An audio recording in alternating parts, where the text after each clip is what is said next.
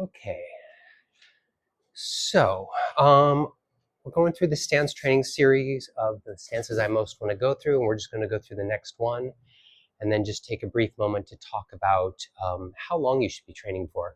Keep forgetting to bring that up. So in the last ones, we start here, Wu Qi, start here, our second Wu Qi. And then while you're holding that ball, working on opening up the coxal joints. So keeping this stuff nice and straight, my foot veered out a little there, catch yourself, and learning to just open up that coxal joint. And it has a specific martial application that does come later, but most of the time you won't be asking for all of that rotation to happen here. Most of the time you'll be looking for a complete spiral from your foot to the tips of your hands. And that spiral has a way of becoming tighter around corners and shifting its shape a bit. But it's really quite simple. So whereas in the other one I had you come all the way over, lift these foot, and then trying to change that coxal joint. In this one, I want you to feel something a little different. I want you to feel that kidney 1 point and your perineum point underneath where that lowest chakra is. And what I want you to practice doing is just actually trying to connect them. And when you're all the way back weighted on this one, you should have a super light, easy to lift leg. So I take that center and I just drop it down, spiraling downward.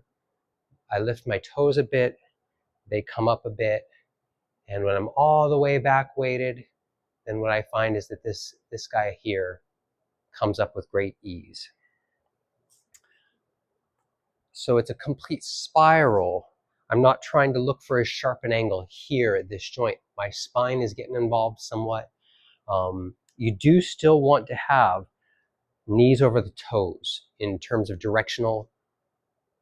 Universally, we want our knees pointing over the toes. There's a variance to where exactly it points over the toes, but universally over the toes.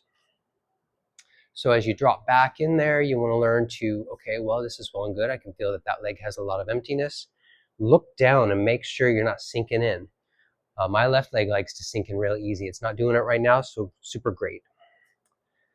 Okay, and then the upper body is very simple. You're just going to lift your hands and you're going to triangulate your fingers and toes to the same distant dot, as it were. So as I drop in, and all of that triangulates out there just a little ways. You should still have this light and free. This gives you access to your kicks. And that's it. When you pass between them, most people, my short leg, long leg thing makes my exact form really ugly at certain key moments, and this is one of them. But most people will find that it's really easy to do this. Just exhale to the center here, and then here. And I actually did a pretty good job that time. It's a little bit easier with my lift on. I don't usually practice this particular stance with a lift. I'm doing it for the sake of training, or excuse me, for the sake of teaching. For training, I'll tend to do this, and then I get this little bit of a discrepancy. So the point of saying something like this to y'all is just that, look, my broken body is incapable of doing perfect form. And you should be glad and comfortable to have the same realization in your own body. If you recognize that something about perfect form doesn't work for you, then it's probably something you'll need to let go over time. That's not always true. You hear me talking about those knees over toes, that's a super universal.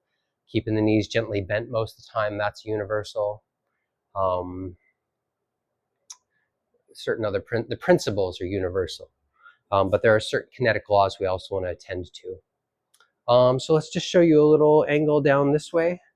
Let's see, why don't I do this? Toes hanging off there a bit, but let's see, I'm going to need actually just a slightly askance one to get straight down. So I think that'll be it. And again, I just drop into one foot, raise the hands and triangulate. All this stuff aiming at that potential person out there. And you'll notice that if you just sink forward and look down, you're in a pretty good basic version of a, so I was slightly askance of the camera. I was aligned with myself, but I was slightly askance of the camera there. I'm not sure what shows up and what doesn't with this thing. But to the point, if I really triangulate right there,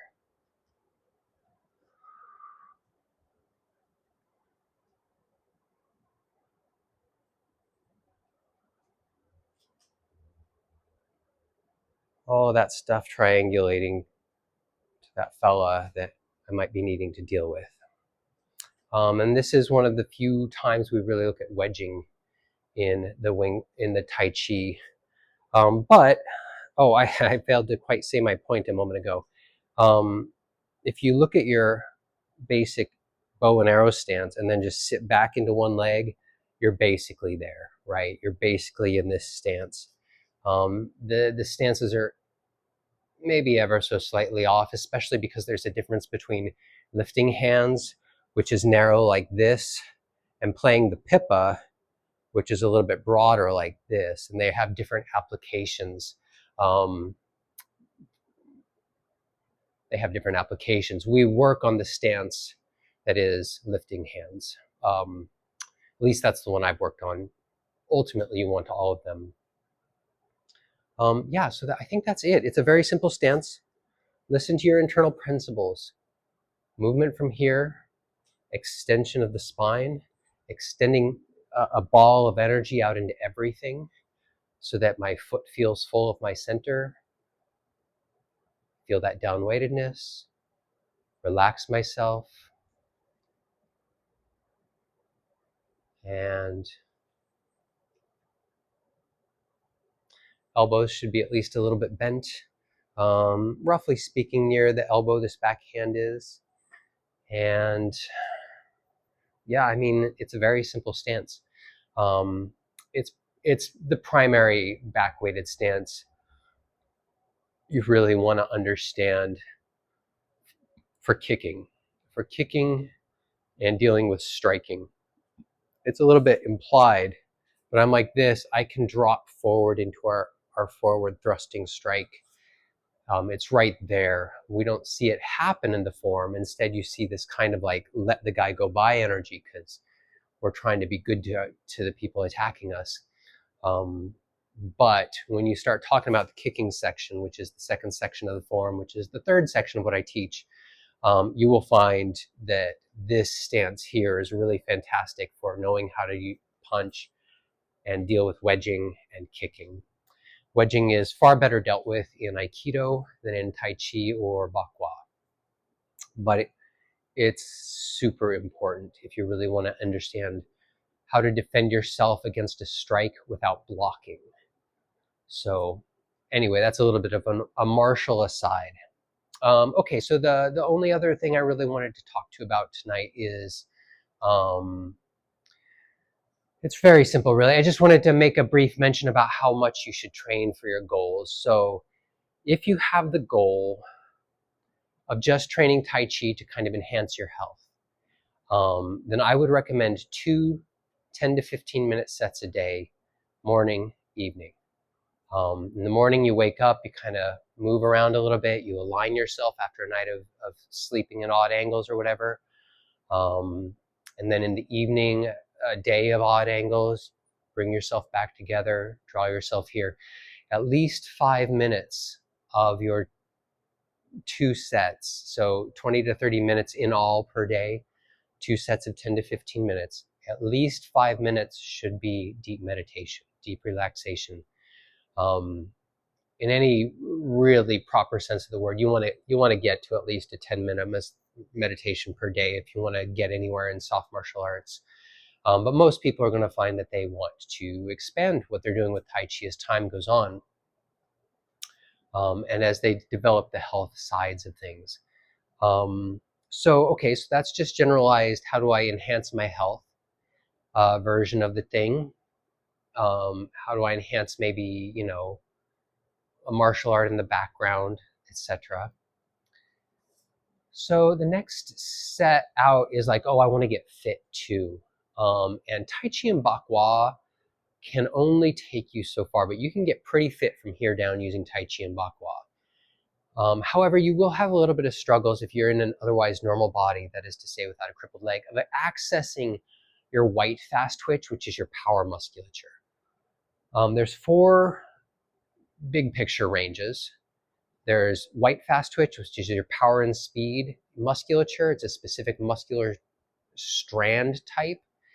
And that strand type wears out of energy after 30 seconds. So anything you really go as hard as you can for 30 seconds, there's a reason you run out of energy. You burn up those glycogen reserves, and then your body needs to rebuild them. It doesn't take very long. Your ATP gets to working, but you still need a break between your sets.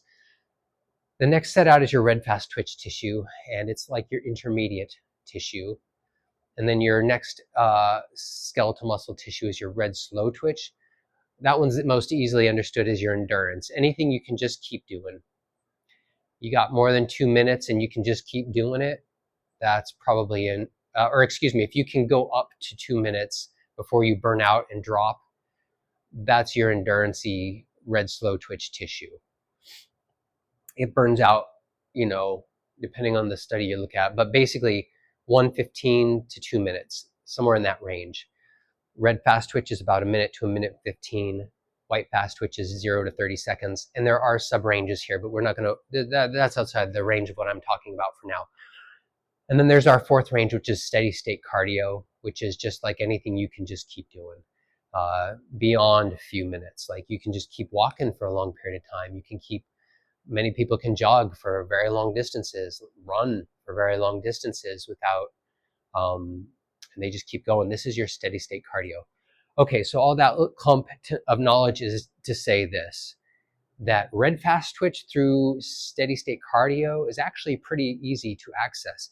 You start getting into like these dives, and you start really working out those glutes and quads and stuff, and you'll feel it.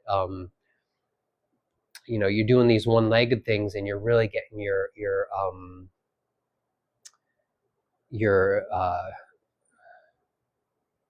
stabilizer muscles. And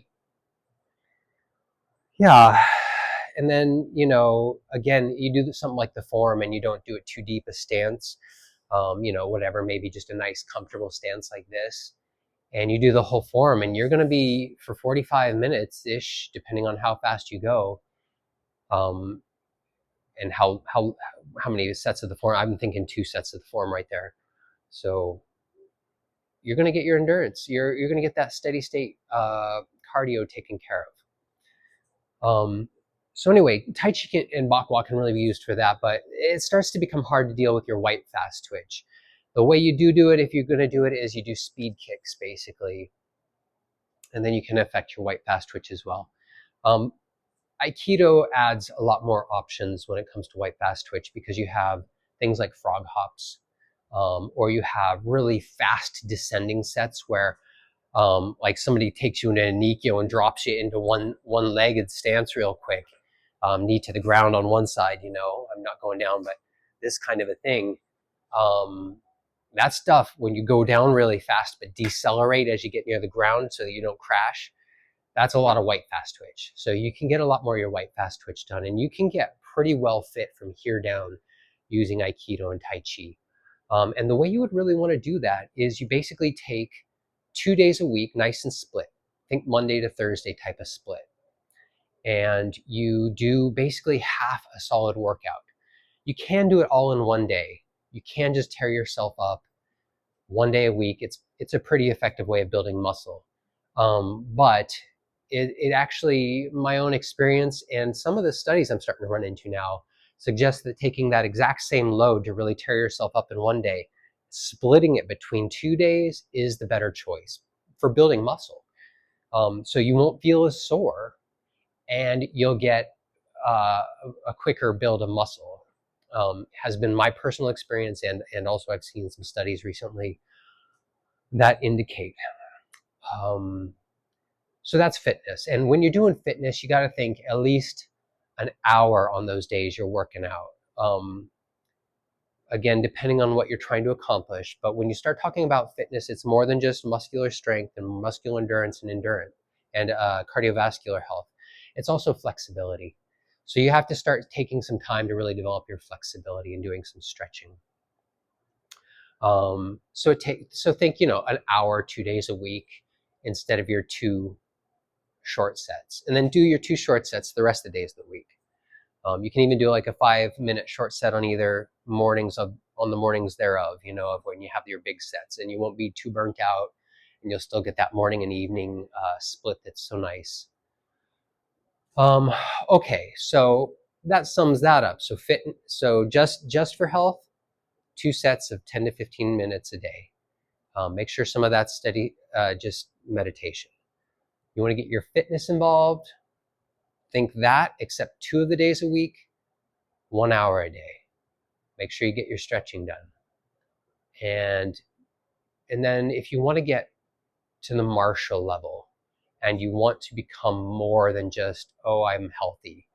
Healthy is great. That's great self-defense. I think in that regard, Tai Chi is profoundly, and Aikido are profoundly underestimated in self-defense arts. You're taking care of your health, that is self-defense. But if you're going to talk about physical self-defense when somebody's attacking you, well, that's when you need to start stepping up your game in terms of how long you train. I would be a little bit reticent about saying exactly how much you need to do, but more than what you just heard a moment ago. So maybe add another at least 2 hours a week to your training, at least. You can get a lot of your fitness while you're rolling around with somebody. So you can get a certain amount of that fitness just by a big sweaty Aikido class. My legs are nice and sore at the end of the day. If they're just mildly sore the next day, perfect. It's exactly what I'm looking for. It's pretty common to have it happen. The problem, of course, with soft martial arts is that once you start talking about self-defense and not the classical techniques of Aikido and Tai Chi and so on, you start dealing with stuff that doesn't really exercise your legs as much anymore, doesn't really exercise your abs as much anymore. You start dealing a lot more with just like somebody's got a knife and they're jumping in and out trying to get you. That's not going to get you excellently fit, but it's a portion of what you need to study to get good at the self-defense. So just expand your thinking the more your goals are. And health and fitness are relatively basic and brief. But if you really want to get somewhere martially, yeah, that's going to take some time. Frankly, if you're a soft martial artist, it probably takes more than one teacher. I've never once yet been to a soft martial arts school that was a complete martial artist. And I've never seen that. I've seen the potential for it. I've seen some people who are reasonably close.